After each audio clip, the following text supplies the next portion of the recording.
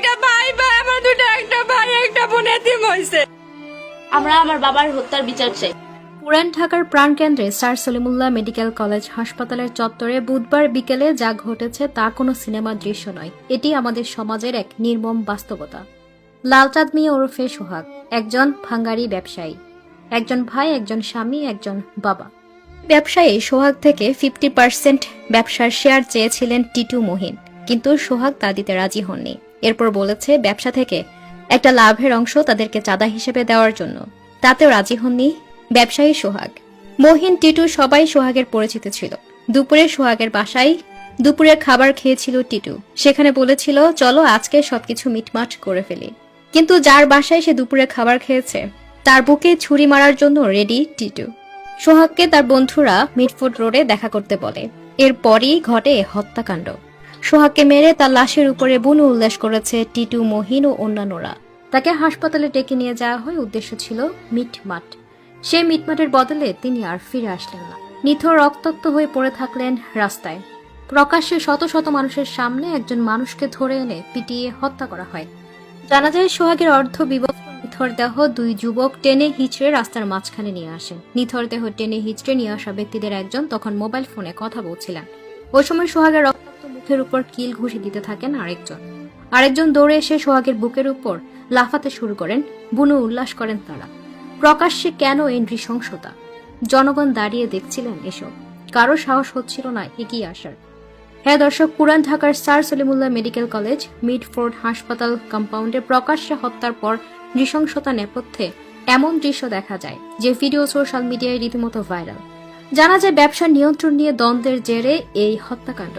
বুধবার বিকেলে লালচাঁদ মিয়া ওরফে সোহাগ নামে এক ব্যবসায়ীকে ধরে এনে সেখানে পিটিয়ে ইট ও পাথর দিয়ে মাথা থেতলে হত্যা করা হয়।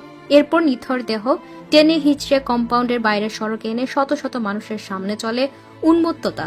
বৃহস্পতিবার ঘটনাস্থলের একটি সিসিটিভি ফুটেজ ভাইরাল হয়। তাতে দেখা যায় লাশ ঘিরে হামলাকারীদের নৃশংসতা। ঘটনার সময় অদূরে চলছিল হাসপাতালের চিকিৎসা সেবা। নিরাপত্তার দায়িত্বে ছিলেন আনসার ক্যাম্পের সদস্যরা। তবে সন্ত্রাসী আতঙ্কে কেউ এগিয়ে আসেনি। পরে সোহাগকে যখন হাসপাতালের জরুরি বিভাগে নেওয়া হয় তখন চিকিৎসক জানান আগেই মারা গেছেন তিনি। প্রত্যক্ষদর্শীরা জানান শুধু হত্যা করে থামেননি হামলাকারীরা। মৃত্যু নিশ্চিত হওয়ার পর তারা লাশের উপর নৃশংসতা চালিয়েছে।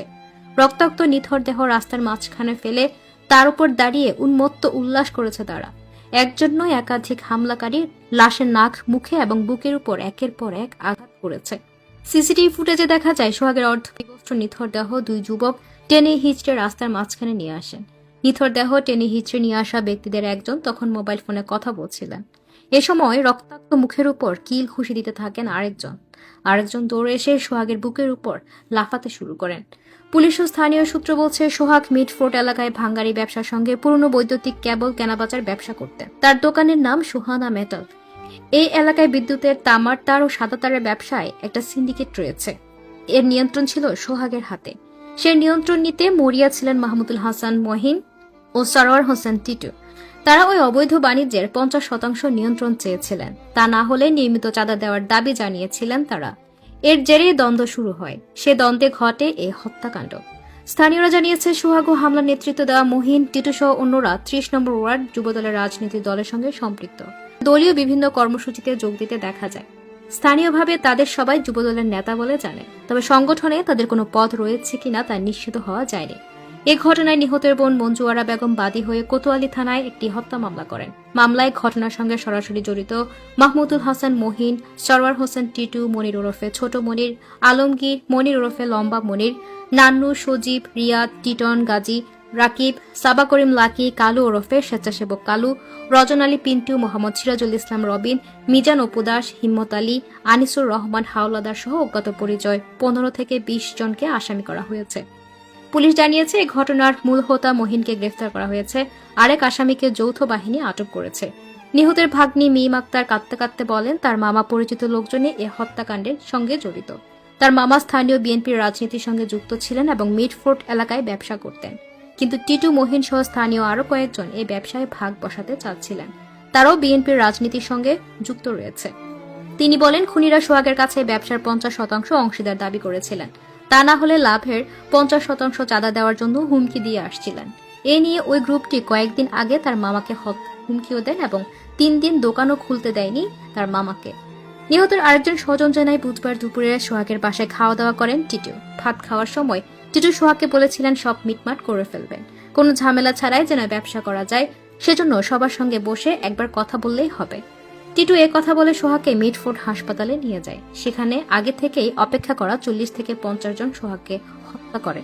ঢাকা মহানগর পুলিশের লালবাগ বিভাগের কোতোয়ালি জোনের এডিসি আমিনুল কবির তরফদার বলেন, হত্যাকাণ্ডের ঘটনাটি খুবই মর্মান্তিক এবং ভয়াবহ। বিষয়টি আমরা গুরুত্বের সঙ্গে তদন্ত করছি। আসামিদের দ্রুত সময়ের মধ্যে গ্রেফতার করা হবে। একজন মানুষ যখন বিপদে পড়েন তখন আশপাশের মানুষ শুধু তাকিয়ে দেখে, কেউ এগিয়ে না আসে। তবে সেটি কেবল একটি হত্যাকাণ্ড নয়, সেটি মানবতার মৃত্যু। কেন এত মানুষ চুপ থাকলো? কেন সোহাগকে কেউ বাঁচানোর চেষ্টা করলো না? এই নীরবতা কি আমাদের নিরাপত্তাহীনতার নয়? এই চুপ করে থাকা কি আমাদের অন্যায়ের পক্ষে মনোসমর্থন নয়? এটি কেবল ব্যক্তি সোহাগের মৃত্যুর গল্প নয়, এটি আমাদের সামাজিক রাজনৈতিক ব্যবস্থার ব্যর্থতা ও প্রতিচ্ছবি। ঘটনার সঙ্গে জড়িতরা স্থানীয় রাজনৈতিক সংগঠনের সঙ্গে যুক্ত বলে জানা গেছে। এটি আরও আশঙ্কার কারণ, ক্ষমতার ছায়ায় দাঁড়িয়ে কিভাবে অপরাধীরা দম্ভের সঙ্গে অপরাধ করে যায়।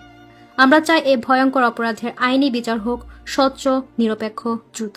সোহাগের পরিবারের জন্য ন্যায় বিচার হোক। এই ঘটনায় জড়িত প্রত্যেককে গ্রেফতার করে আইনের আওতায় আনা হোক। এই ভিডিওটি ছড়িয়ে দিন, ভয় নয়, প্রতিবেদী মানবতা। দর্শক, আপনার মূল্যবান মতামত কিন্তু কমেন্ট বক্সে জানাতে ভুলবেন না। ধন্যবাদ।